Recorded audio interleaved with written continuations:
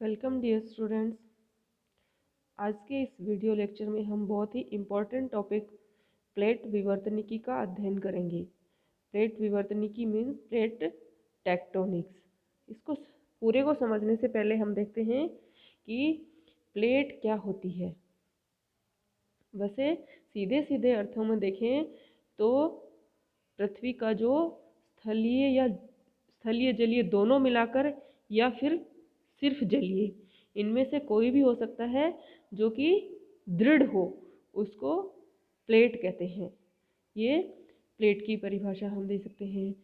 फिर इन प्लेटों से आगे प्लेट टेक्टोनिक्स कैसे बनता है कि ये जो प्लेटें हैं पृथ्वी पर बहुत सारी, इन प्लेटों का स्वभाव और इनका प्रवाह है, उससे संबंधित जितना भी अध्ययन है उसको हम प्लेट टेक्टोनिक्स कहते हैं। कि ये प्लेटें कितनी तरह की हैं, कहाँ अवस्थित हैं, किस दिशा में इनकी गति हो रही है, किस गति से ये प्रवाहित हो रही हैं, इन सब का अध्ययन और इन जो प्लेटों की गतियाँ हैं उन गति के परिणाम क्या हो रहे हैं और जो भूतकाल में ये प्लेटें कहाँ अवस्थित थी, अब वर्तमान में कहाँ से कहाँ आ गई, इनकी ये जो वर्तमान स्थिति है उसके पीछे क्या कारण थे, क्या वजहें थी, इन सब का अध्ययन प्लेट टेक्टोनिक्स के अंतर्गत आता है।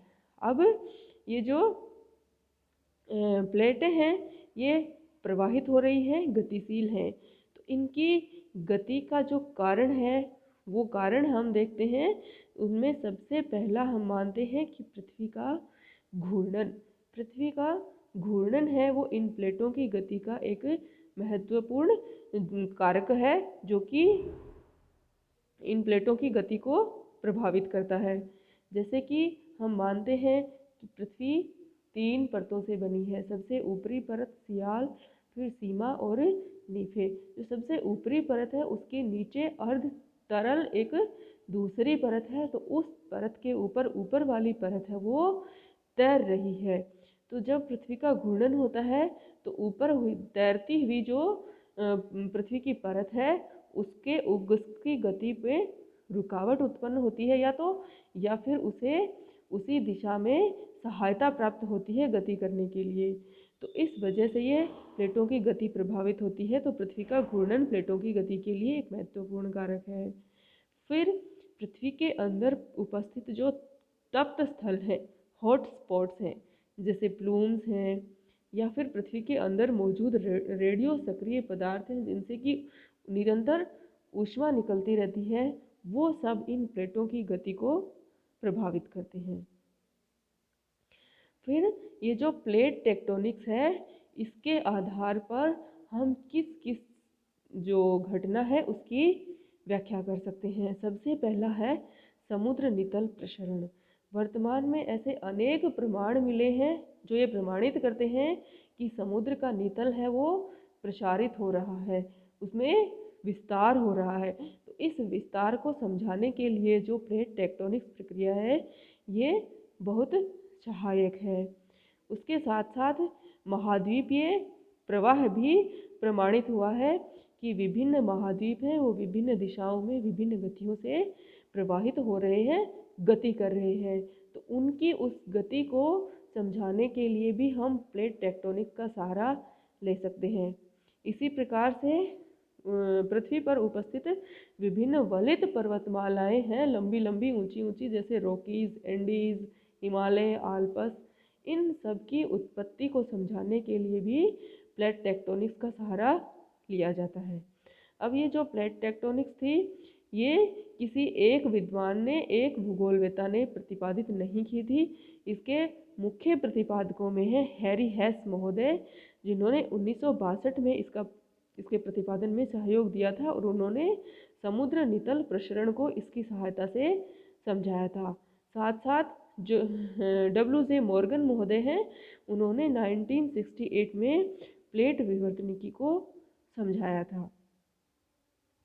अब पृथ्वी पर जो प्लेटें हैं उनको हम मुख्य रूप से 2 भागों में बांट सकते हैं।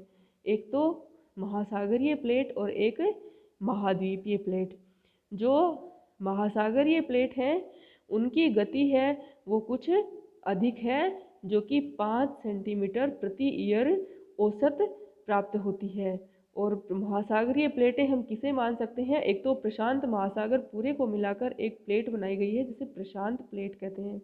इसके साथ साथ इंडो ऑस्ट्रेलियन प्लेट, जिसमें हिंद महासागर, ऑस्ट्रेलिया महाद्वीप और जो बंगाल की खाड़ी, अरब सागर, ये सब मिलाकर के इंडो ऑस्ट्रेलियन प्लेट बनती है। तो ये प्लेट भी महासागरीय प्लेट है। तो ये दोनों प्लेटें हैं, उनको हम महासागरीय प्लेट मानते हैं। प्लेट का दूसरा प्रकार है महाद्वीपीय प्लेट। ये प्लेटें ऐसी हैं जो कि मुख्य रूप से महाद्वीपों के ऊपर विस्तृत हैं। इनकी गति महासागरीय प्लेटों की गति से कुछ कम है। जहाँ महासागरीय प्लेटों की गति 5 सेंटीमीटर प्रति ईयर है, वहीं ये जो महाद्वीपीय प्लेट हैं इनकी गति 2 सेंटीमीटर प्रति वर्ष औसत प्राप्त होती है। अब पृथ्वी पर पाई जाने वाली मुख्य जो महाद्वीपीय प्लेट है वो हम देखते हैं। वो है यूरेशियन प्लेट, जो एशिया और यूरोप महाद्वीप को मिलाकर बनी है। अफ्रीकन प्लेट, जो अफ्रीका महाद्वीप को मिलाकर बनी है। अमेरिकन प्लेट, कुछ विद्वान जो ये अमेरिकन प्लेट है उसको 2 भागों में भी बांटते हैं, उत्तरी अमेरिकन प्लेट और दक्षिणी अमेरिकन, और कुछ इसको सिर्फ एक प्लेट मानते हैं जिसको अमेरिकन नाम देते हैं। और अंटार्कटिक प्लेट है वो भी महाद्वीपीय प्लेट के अंतर्गत आती है। अब प्लेटों के प्रकार ये तो थे कि किस भाग पर स्थित है वो प्लेट, महासागर पर या महाद्वीप पर। अब आकार के आधार पर विश्व में जो प्लेटें हैं उनको अलग अलग वैज्ञानिकों ने उनकी संख्या अलग अलग बताई है, परंतु जो मॉर्गन महोदय थे उनका जो वर्गीकरण है वो सर्वमान्य है और वो उन्होंने 1968 में दिया था। उन्होंने जो बृहत प्लेटें हैं, बड़ी प्लेटें, उनकी संख्या 6 बताई, जबकि लघु प्लेटों की संख्या उन्होंने 20 बताई है। जो 6 बृहत प्लेटें हैं वो यूरेशियन प्लेट, अफ्रीकन प्लेट और अमेरिकन प्लेट, अंटार्कटिक प्लेट, प्रशांत प्लेट और इंडो ऑस्ट्रेलियन प्लेट, ये प्लेटें बृहत प्लेटों के अंतर्गत आती हैं। जो लघु प्लेटें हैं उसमें हम देख सकते हैं कि नज़्का प्लेट है, फिलीपींस प्लेट है और ऐसी ही अरेबियन प्लेट है। ऐसी ही अन्य बहुत सारी प्लेटें, कुल मिलाकर 20 लघु प्लेटें हैं जो बड़ी प्लेटों से ही जुड़ी हुई हैं, उनके साथ स्थित हैं। तो ये था प्लेट विवर्तनिकी।